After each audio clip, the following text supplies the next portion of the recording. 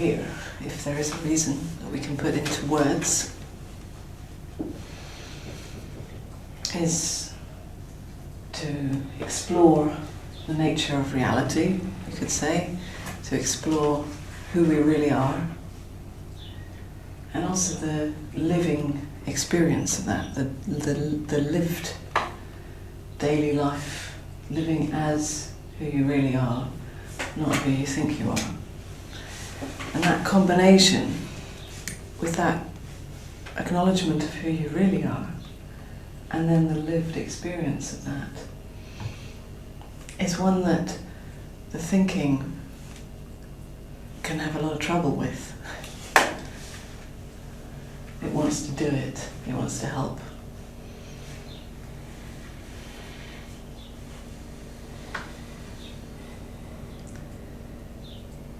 And what we're exploring here is not the realm of the thinking. It's got nothing to do with the thinking.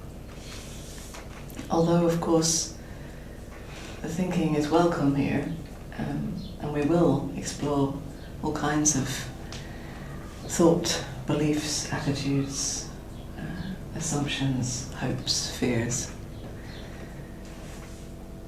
But essentially, the reality, the answers, the way it really is, has got nothing to do with the thinking.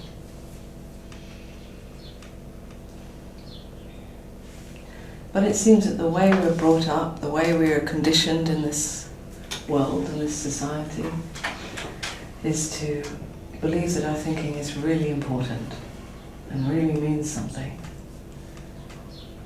That every word the thinking says must be true.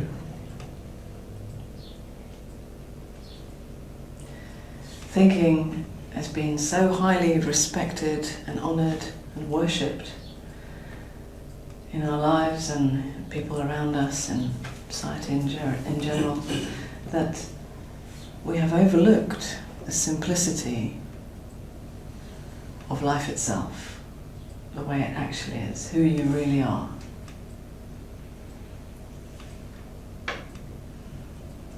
We've used thinking as a tool to know. And in our experience, we don't know of any other tool. We don't know how to know without thinking.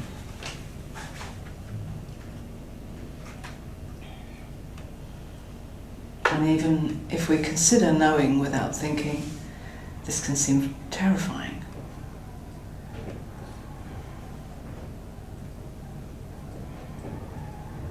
This can seem very insecure and very dangerous, almost life-threatening.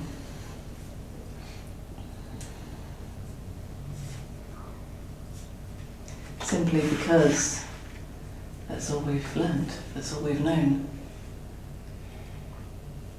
I say that's all that we've known, but of course it's not really. We have all had a sense of this knowing beyond thinking.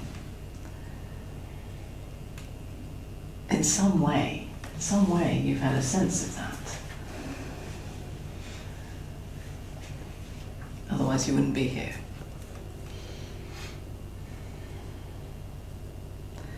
And I would say that everybody and every living creature has a sense of that in some form, but not everyone acknowledges it, let's say. And it comes to a certain point, perhaps, in your life, where it becomes either too painful to not acknowledge it anymore, too painful to live pretending as if you know stuff that really you don't know, too confusing, too dishonest, feels too much like a split, like you're living some fake persona, when really you have a sense of something more real.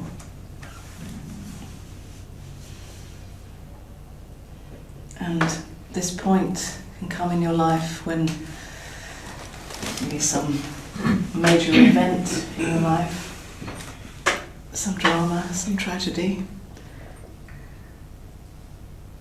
or even some really positive event. It can also be that somebody you see, it's all working out so perfectly, but something's still not quite it.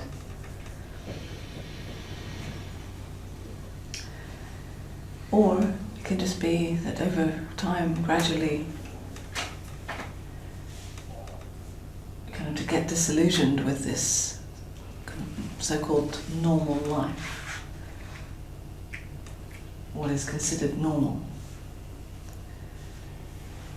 And yet there isn't another option that is clearly laid out.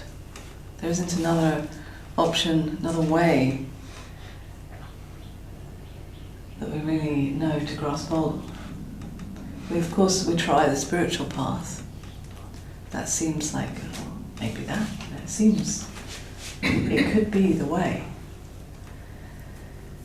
And we try various practices, various teachings, various books. And of course, some of these things can provide some moments, some glimpses, some more of that acknowledgement of who you really are. But as you go further into any spiritual path, unless you acknowledge the root of it, the root of any path, spiritual or otherwise, it will just be an endless searching, an endless trying, an endless trying to become, trying to perfect, trying to fix all the problems, all the mistakes, all the ideas that you have about something missing in your life.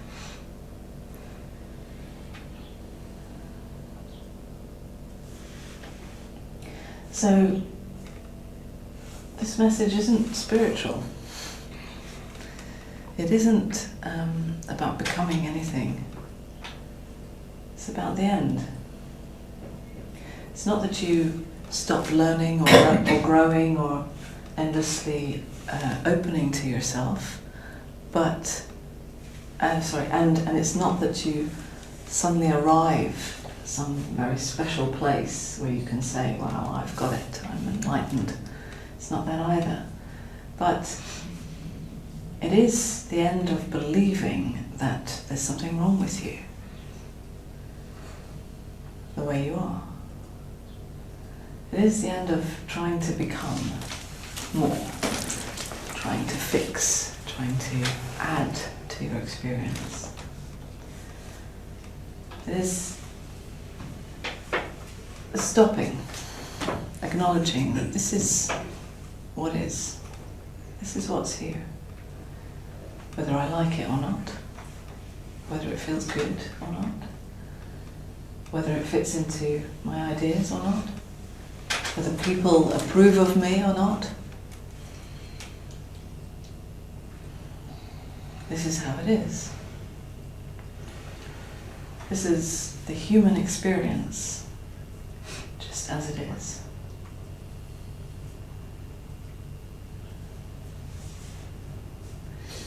Now, that sounds great, but the thinking wants to do that. The thinking wants to try to remember, to just be in the here and now, to just be present. Thinking wants to try to remember to relax, to accept myself, to love myself. But again, it's not the job of the thinking. While the thinking is trying to do that, it's still more becoming. It's still more saying, this isn't it. I need to try to accept myself, or I need to try to love myself. In other words, not acknowledging the acceptance or love or state that is happening right now, just as it is. The thinking, in fact, cannot acknowledge this. It cannot know this. It's absolutely impossible. So it might be frustrating to really see that you cannot get it, thinking.